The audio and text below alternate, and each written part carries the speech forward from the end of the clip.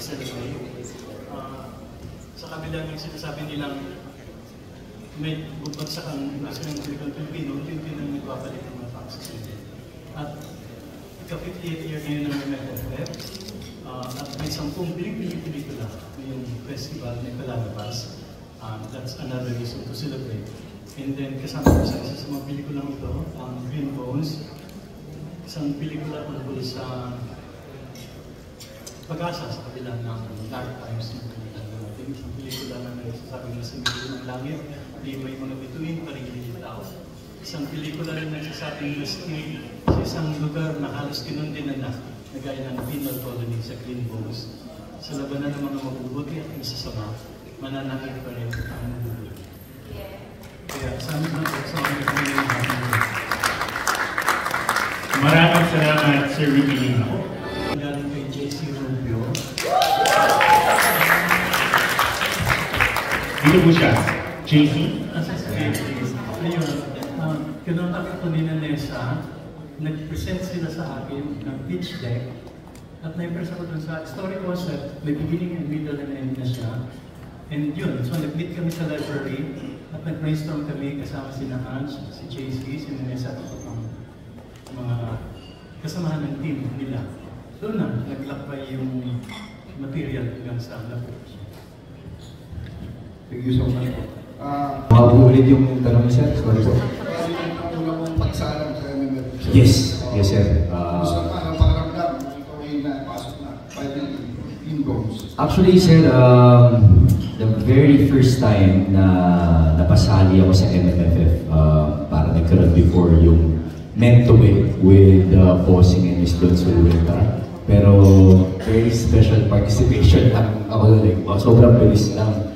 But this time, nabigyan ako ng oportunidad na makagawa ng isang MMFF project. And I'm just so grateful because, to be honest, last year when I was watching Firefly, parang nung pinapalabas na yung end credits, bigla ko lang naramdaman at sinabi ko nga na pakiramdam ko next year magkakaroon ako ng MMFF project.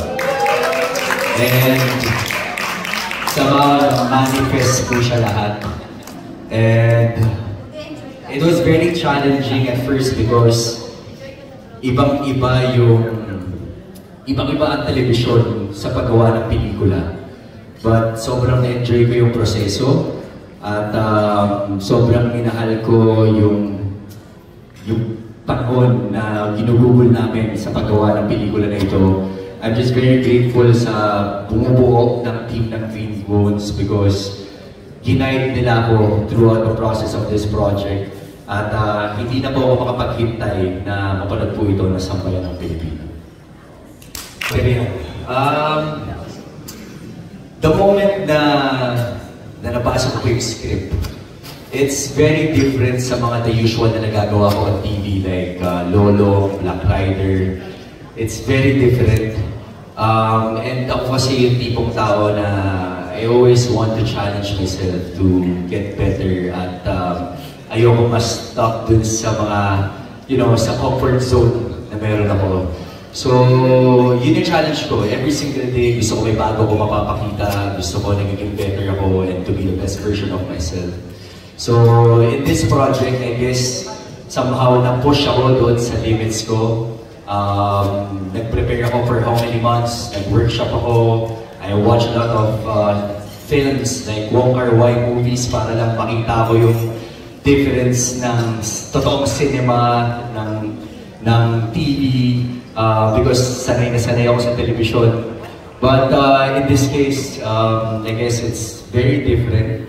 But like what I said earlier, sobrang na-enjoy ko talaga yung proseso ng paggawa. Meron kang space at yun siguro yung pinaka-na-enjoy ko dito. Like si Direk Zig, lagi siya nandyan to guide us.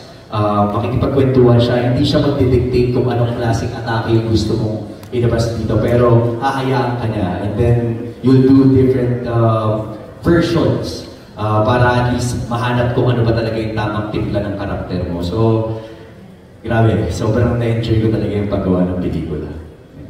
So, paano ka nag-prepare sa actor? At saka ang reaction mo na parang kailan nag-react ang person kung next movie ko sa tsaka sa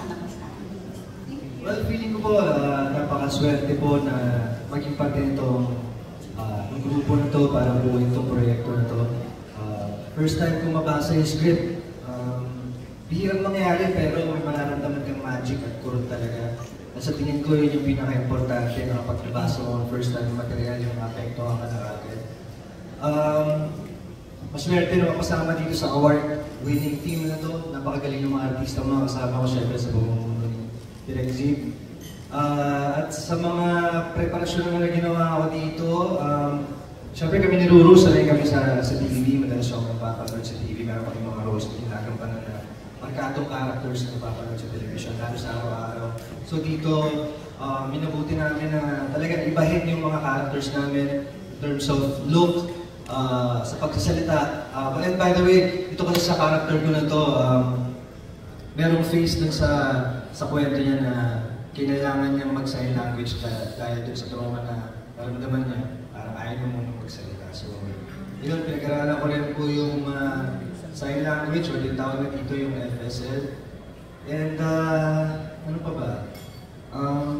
Yun lang, makikita niyo dito sa pelikula na to, mas less yung dialogue, and makikita niyo, kahit tinginan pa lang, maintindihan niyo na kung ano yung gusto mong pahiwatig na kwento. Challenge dito ay yung kailangan mag-effort na baguhin yung itsura. Dahil yung role ko dito ay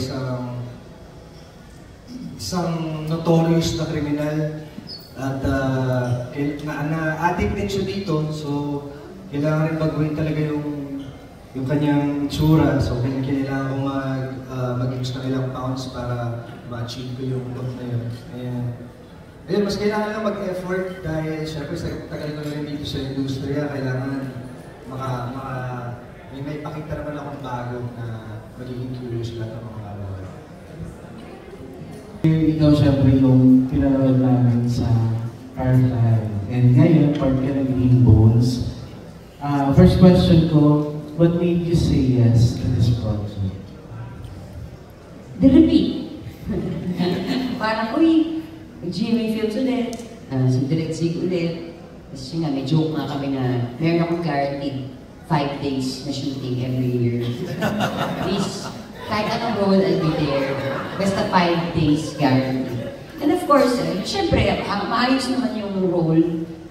Okay na. Nakasentro yung script, of course, kay Dennis at saka kay Guru. At wala naman problema mag-support sa kanila. Kasi pareho magagaling na artista. And of course, ayaw namin maging wala hinihingi. And ito ba, anong kaibahan mo sa role mo from last year sa bagong role? And ano yung naging challenge sa'yo? Challenge? Parang wala naman. Ayaw na natin palalingin to. Okay. Barkada ako dito ni Dennis. Barkada na, ano ba yung backstory natin? Hindi naman napag-usapan, pero parang magkaibigang adik na may something. Tayo ba? Hindi ko nabasa yung script. Okay. Kami pala yung... Bale. Okay.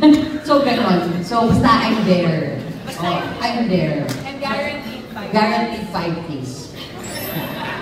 And ito, ang masasabi about him, especially yung tatanglan when it comes sa editing. So, ano na lang yung nakita mong tatak ni Direk Zig dito sa pelikula to, and paano namin yung makikita as viewers? Binuksan na yung kasi from the script, syempre parang, ako ba mag-explain ng treatment mo? From the script, parang, kulungan siya, di ba? Medyo nakakasuffocate yun. So, knowing Zig, hindi papayag. Parang nag-create siya ng sariling mundo. Isang kulungan na nasa gitna ng isang isla in the middle of nowhere. Parang gano'n. Yun yung nakita kong ambias. Kasi kulay na ito. Ito ay isa mga PDL, mga prisoners. So, kasamahan ako ni Dennis sa kulungan. And siguro sa challenge din, yung lows, kasi binabago yung mga lows namin dito. Yan, kasama ko rin sila Sir Rollins or Ronnie. Talaga binabago yung lows namin dito. Pati yung paano kami umasta. So yun, pero tulungan naman suportahan lang sa isa't isa. Siguro natuto rin ako mag-sign language actually kasi tinuturuan din kami. And siguro natutunan ko sa role or sa story na ginawa namin. Ano ba? Usapang hustisya kasi ito eh. Siguro, ang hirap. Huwag ka na lang muna sigurong, don't judge the book by its cover. Wow, English. Di ba tama naman? Kasi, hindi natin alam, hindi natin nakikita yung tunay na istorya ng isang tao. So hanggang maaari, huwag natin siyang husgahan, alamin natin yung pinakatotoo. Hukayin natin yung pinakailalim ng istorya ng pinanggagalingan ng tao bago natin siya husgahan. At saka masabi kung mabuti o masama siyang tao. Ako para sa akin, guys, kasi tao lang tayo eh. Nakakaramdam tayo ng iba't ibang emosyon. Depende sa galit, lungkot, saya na naramdaman natin. So, kung ipapakita naman ng tao na deserving sa second chance, bakit hindi? Salamat.